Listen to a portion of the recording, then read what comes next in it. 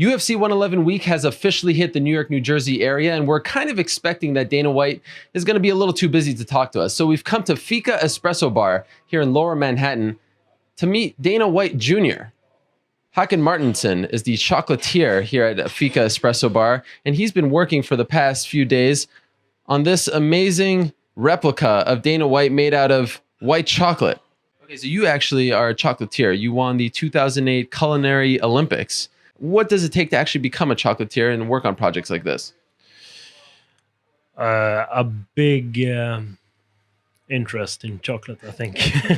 That's the main part. Created this, is like a shrine to Dana White here. How hard was it for you to recreate Dana White out of white chocolate? It's really hard, actually, because he doesn't have a character like that you can capture. It's him directly, because he looks like a normal guy. So it's hard. Yeah, I just wanted to feel his nose for a second. Oh, Dana. This actually feels nice. I've always wanted to touch Dana's head. This actually feels nice as well. Dana actually sometimes, he's hard to interview. So this is a big chance for me to ask him a couple questions, if you don't mind. Ask him whatever you want. Dana, April 17th, a lot of rumors, counter-programming Strikeforce. Was it in fact true? Were you actually going to counter-program Strikeforce? All right, so there you have it. Dana White made out of white chocolate. I think I've officially seen it all. Of course, UFC 111 weekend has officially hit New York City. The pay-per-view goes down this Saturday night from Newark, New Jersey.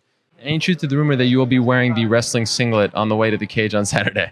It's been mentioned a few times today, the wrestling singlet. I've got it with me, but I won't be wearing it now. It was very flattering. Thank you. I don't think I could inflict that upon the New Jersey fans, though.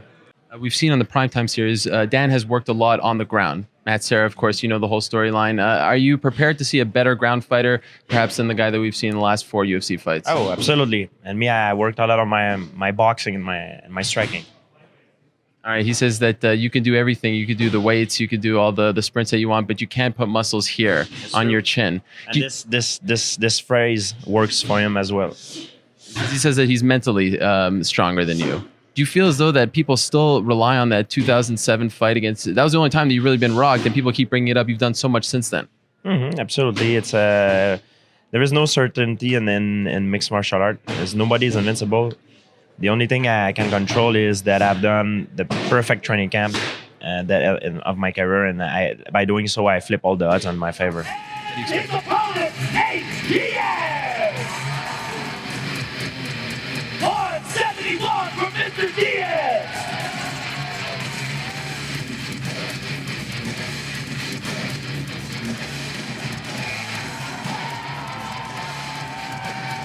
Rory Martin and Nate Diaz, ladies and gentlemen. 9 on the East Coast, 6 on the West, live on Spike TV.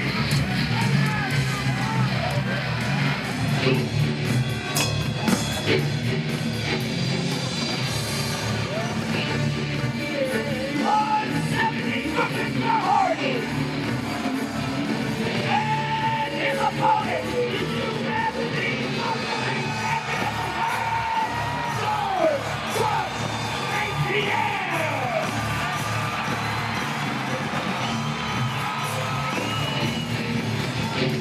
Ladies and gentlemen, welcome to the best fighters on the planet.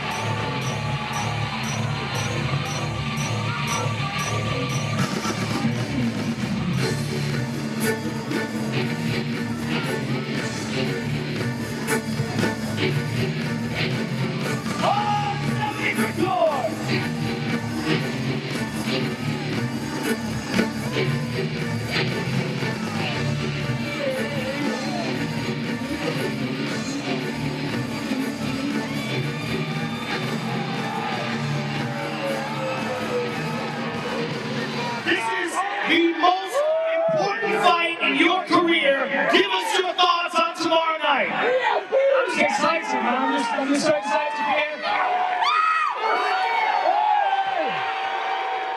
No matter what he is, you put me on good, bro. Just shouting, making a lot of noise tomorrow night.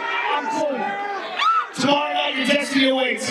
Give us your thoughts on what's going to happen. It'll be explosive. It'll be a war. I'm ready. 25 minutes.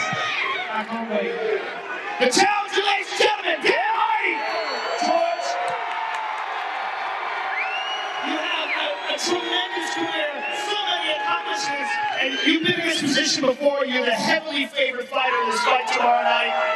You obviously, the fight with Matt Serra plays when it comes to that. You were a heavily favored in that fight as well. Does that give you more motivation tomorrow?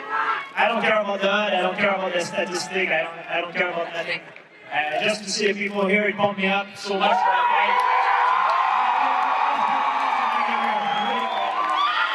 At this point in your career, what is your motivation? Is your motivation to become the pound-for-pound best fighter ever? I want to go fight by fight. I want to be the best of the best. And now I'm fighting the best guy, the number one guy. I'm a dangerous one. I'm ready. I want to take him out to it. Were you happy with your performance? Yeah, I guess it was good because I got in and out. How was your first time at 170? How did you feel? I had a lot of energy. Just building up to the weigh-in coming up to the weigh-in wasn't as miserable as usual. That's pretty much it. After, I don't like that guy. That was Kurt Pellegrino. He's a little Why don't you like him? Nah, You have some history, right? yeah, he's I don't like guys who clown around. He used to be on Hendo Gracie's team too, and he jumped ship, so he's a traitor. Nothing huge, but you know. You know, I stay on Twitter, and I can tell you this: the fans were not happy with tonight's fight. You know, my Twitter was blowing up with a lot of negative stuff and about the main event.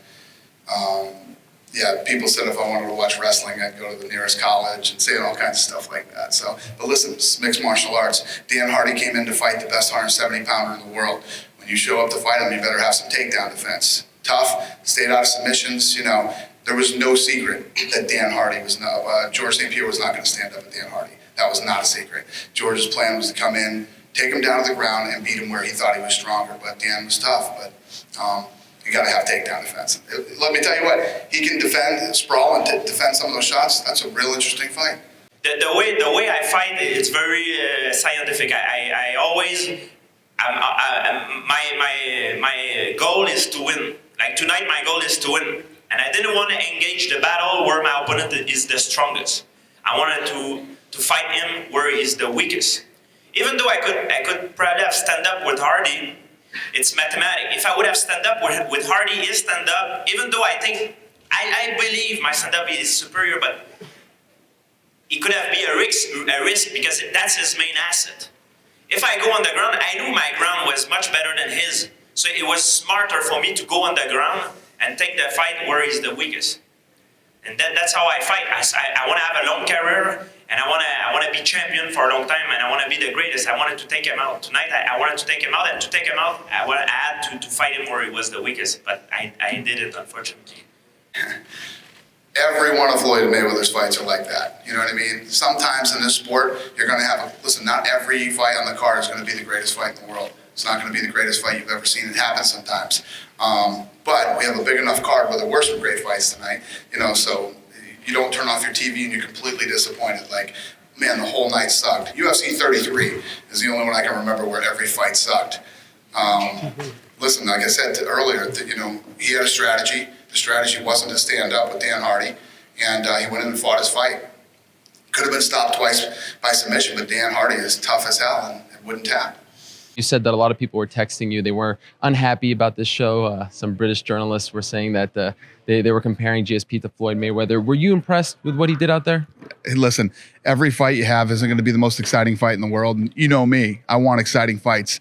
But George St-Pierre, you know, he went out there, was a dominant performance. He's unhappy with his performance too. So, yeah, listen, I'm not going to sit here and smash the kid. You know, like I said, it was a dominant performance. He wanted to do better. I obviously wanted better, but Dan Hardy came to fight, man. Dan Hardy's a tough kid with a lot more game than people gave him credit for or realized. And, you know, it is what it is. Listen, the kid sits up here and he's just so classy, and he sits there and admits that he wishes he did better. And, you know, people just love him. Not every fight you have is going to be the best fight you've ever done. But I think because of this fight, he's going to come out and look better next time. So, you know, everybody wanted to know what George St-Pierre was going to do after this fight. Is he going to go to 85 and everything else? I was never crazy about him going to 85. He's a great 170-pound fighter. Moving up to 85, the guys are so much bigger. The guys at 85 are cutting down from 210. You know what I mean? I still think there's great fights for George at 170.